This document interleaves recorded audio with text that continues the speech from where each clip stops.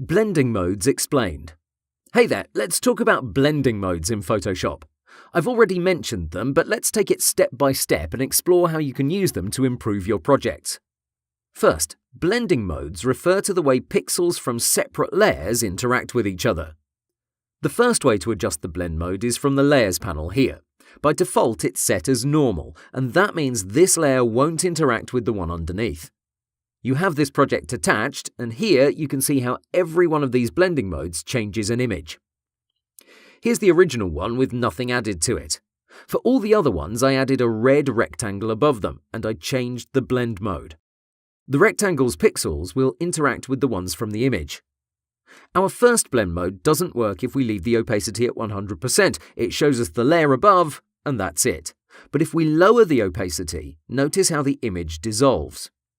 I grouped these on the canvas based on how they're separated in this list. As a general guideline, this second row tends to darken an image. You can predict that based on their names as well. Darken, multiply, burn, all those imply a darker outcome. The next set of 5 blending modes lightens an image. Again, their names suggest that too. The rest can't be grouped in a certain way. Maybe the fourth group can be called the weird kids on the block due to the extreme results we're getting. As you use this more, you'll get more used to them, but frankly it's hard to predict the outcome by simply seeing the images side by side. Most designers click once in this drop-down and then scroll through them pretty quickly. Then you narrow it down to 1 or 2 blending modes and you decide which is best. And again, remember this is a showcase of these effects when you combine an image with a solid colour. If you combine 2 images, the results are very different. This group will still provide a darker effect, and these ones will lighten things up, but overall it's hard to predict the outcome. And to make things even more complicated, by adjusting the opacity, you add yet another variable into the mix.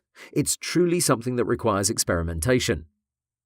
The same can be said about layer styles. I mentioned these 3 don't work well with each other on their default setting, but let me show you how I played around with them. Here, I already have these 3 preset. They're temporarily disabled, which is why these eyes are greyed out. If we click to the left of Effects, you'll see these styles become active. Let's see what's what. First, we have a colour overlay set on Colour Dodge, with blue set as the colour. If this was set as normal, we wouldn't be able to see anything else. Next, the gradient.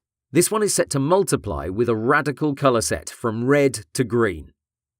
Finally, we have a pattern overlay with colour burn and diagonal lines going across the entire image. The outcome is very interesting and it took me only a few moments of experimentation. So remember that blending modes are powerful, even though they're hard to predict, they're still worth it. Let's continue.